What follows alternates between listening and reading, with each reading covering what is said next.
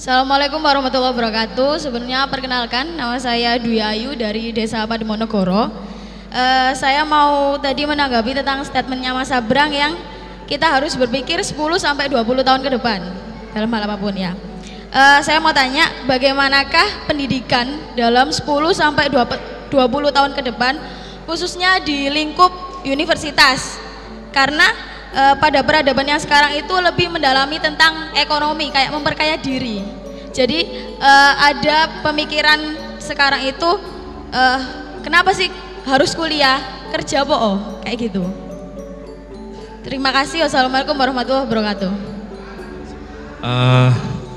Berpikir 10 tahun ke depan, Mas. Jadi bagaimana pendidikan di lingkup universitas 10 tahun ke depan, karena yang dirasakan sekarang kok arah-arahnya semuanya ke ekonomi, motif ekonomi tujuan di universitas. Nomor satu, tolong jangan menyalahkan orang yang berpikir ekonomi, karena ekonomi itu hubungannya dengan bertahan hidup. Gak usah manusia, kira nomor satu yang dipikirkan adalah bertahan hidup. Tikus saja nomor satu yang dipikirkan bertahan hidup. Manusia, walaupun manusia bisa berpikir lebih, tapi nomor satu yang difikirkan adalah bertahan hidup. Karena kalau dirinya mati, dia tidak bisa melakukan hal yang lebih. Paham maksud saya ya? Jadi kalau dia, mayoritas manusia berpikir tentang ekonomi, itu wajar. Tapi tidak semua hanya berpikir ekonomi, ada yang berpikir lebih. Ada yang berpikir tentang kemajuan, ada yang berpikir tentang teknologi, ada yang berpikir tentang penelitian dan seterusnya. Tapi kalau kebanyakan manusia berpikir tentang ekonomi, itu sangat-sangat wajar. Di Indonesia tahun 2018 jumlah mahasiswa 7,5 juta dari 264 juta penduduk Indonesia. Dari 7,5 juta itu hasil karya ilmiah per tahun mungkin hanya sekitar 8.000. Nggak banyak juga ke orang Indonesia yang berpikir tentang ilmu. Kalau Anda berangkat kuliah, yang Anda pikirkan apa? Ilmu atau mendapat pekerjaan yang lebih baik? Tenane ilmu. Bahasa mikirnya pekerjaan yang lebih baik, dan itu wajar, nggak apa-apa. Manusia masih berjalan. Nanti dia akan menemukan saat-saatnya di mana ada ilmu yang lebih berharga. Lihatlah, semua orang kaya, semua orang sing wis ampuh-ampuh yang itu, nanti kalau tuanya cari klub, cari kumpulan pengajian mesti. Ya ora? Karena umurnya sampai pada posisi itu. Nah, universitas mungkin 10-20 tahun lagi akan hilang.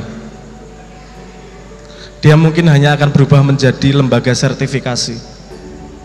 Kenapa? Karena universitas tidak mampu mengejar perkembangan ilmu yang terjadi sekarang. Usia lulusan, usia S1 itu hanya 3 tahun. Setelah 3 tahun ilmunya kadaluarsa, karena ada yang lebih baru lagi. Sementara kecepatan membuat kurikulum itu sangat lambat. Kalau di sini ada yang senang mainan coding komputer enggak? Ada ya. Anda lebih efektif belajar di forum daripada di sekolah, bener enggak?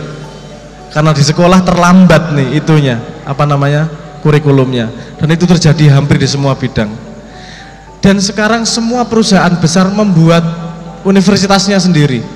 McDonald membuat universitas, Microsoft membuat universitas, Apple membuat universitas, hampir semua perusahaan besar membuat universitas. Telkom punya universitas. Jadi kalau Anda cari pekerjaan, masuk universitas itu langsung dapat pekerjaan, selesai.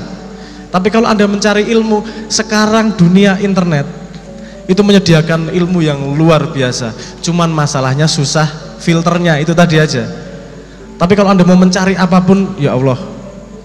Dan yang Anda bisa search dari Google itu mungkin hanya 1/8 dari jumlah internet. Yang sisanya tidak bisa di search di Google, yang disebut sebagai deep web.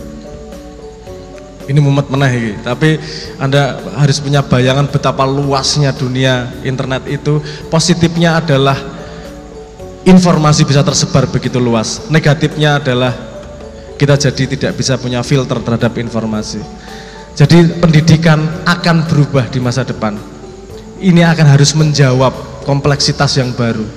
Cara ukur, kalau Anda dengar kalimatnya Menteri Pendidikan kita yang terakhir, Nadiem Makarim, dia sudah mengatakan bahwa kelulusan tidak menjamin, titel tidak menjamin, apa tidak menjamin gitu ya kalimatnya. Karena dia paham betul bahwa keadaan sekarang pergerakannya amat sangat cepat, tapi dia belum memberi jawaban alternatifnya seperti apa. Belum memberi jawaban. Tahun depan kita bisa memberi jawaban itu, tapi kita harus bersama-sama. Karena bentar lagi yang dibutuhkan hanya sertifikasi. Anda kuliah-kuliah, pekerjaan tetap butuh sertifikasi, ya ora? Apa gunanya kuliah? Wong butuh sertifikasi ya ano. Ngopo ora langsung sertifikasi wae. Arahnya ke depan seperti itu. Ini bukan saya yang mengatakan. Harvard, Cambridge, Stanford mengatakan bahwa terancam nih universitas kalau caranya seperti ini, karena caranya masih seperti cara lama. Dia menjawab kompleksitas lama.